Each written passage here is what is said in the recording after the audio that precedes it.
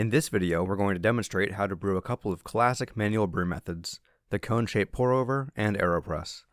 To demonstrate pourovers, we'll use a V60. Begin by folding the seam in the filter flat against the side, so the filter will sit evenly along the sides of the brewer. Whenever you're using any paper filter, be sure to rinse with hot water to rinse out any paper taste and preheat the brewer. In this demonstration, we're going to brew 12 ounces of coffee at a 1:16 ratio of coffee to water. In order to wind up with 12 ounces of coffee in our cup, we need to use 400 grams of water. A 1:16 ratio then of coffee to water is 400 divided by 16, meaning that we'll use 25 grams of ground coffee, about the same fineness as table salt. If you don't have a scale at home to weigh your coffee and water, you can know that 1 tablespoon is about 7 grams of ground coffee. So use 3 tablespoons of coffee and just measure out 14 ounces of water. Add your coffee to the filter and give the brewer a light shake to settle the grounds evenly.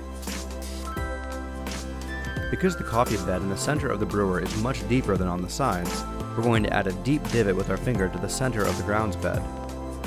This allows the first bit of water we add to permeate all the grounds evenly, instead of falling out the sides where the coffee is shallow and leaving a dry spot in the center.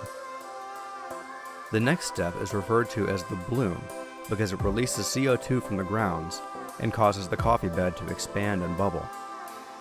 We're going to add twice the amount of water as we have coffee in the brewer. So slowly and gently add 25 grams of coffee into the divot we created. Then slowly spiral out to soak the rest of the coffee, using 50 grams of water total.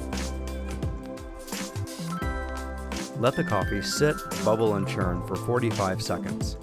This allows a lot of the CO2 in the coffee to escape and lets our next addition of water permeate the grounds fully instead of meeting resistance from escaping gases. Next, we're going to add the rest of our brew water, either up to 400 grams or the rest of your 14 ounces, depending on how you measured that earlier. Begin by pouring slowly and carefully into the center of the grounds, and then spiral outward and inward while you're pouring the rest of your water to saturate all the grounds evenly. Try to be as consistent and methodical during this part of the process as you can in order to get repeatable results. When you reach about 350 grams on your scale, or you're almost out of pre-measured water, concentrate your pour on the center of the grounds bed where the coffee is deepest. Your brew is finished when the grounds inside the brewer are dry and the stream coming out from the bottom of the brewer goes from a stream to a trickle. This brew took about 2.5 minutes. If, when you taste the coffee after this process, it tastes a little weak and sour, make the grind finer next time, which will extend your brew time by adding more resistance to the water. If your coffee is thick and bitter, make the grind coarser, which will reduce your brew time because coarser grounds will resist the water less. If you like the way it tastes but wish it was a little stronger, just add some more coffee next time. If you think it was too strong, simply take some away. Next up is the Aeropress. The Aeropress is an extremely versatile immersion brewer, and there are tons of ways to brew great coffee with it. For this demonstration, we're going to be using the inverted method, so seat the plunger right at the end of the brewer and set it upside down on your scale. Because immersion brews tend to be less efficient, we're going to use a 1:14 ratio for the Aeropress as opposed to the 1:16 ratio for pourover. So to brew 8 ounces of coffee, we're going to use 250 grams of water to 18 grams of coffee, ground to about the fineness of table salt, just like we did for the V60.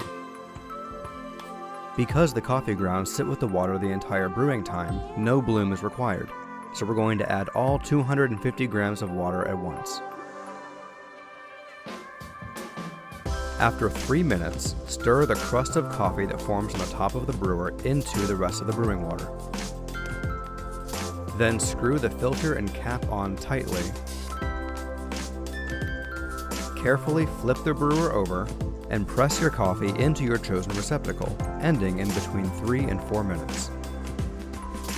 Because the Aeropress doesn't rely on gravity to pull the water through the coffee, you can isolate any brewing variable you want independently.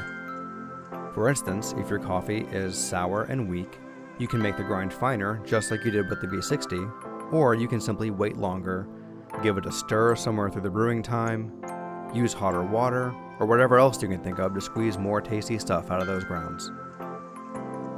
If your coffee is strong and bitter, you can grind coarser, wait less time, or press with less force at the end to treat the grounds more gently.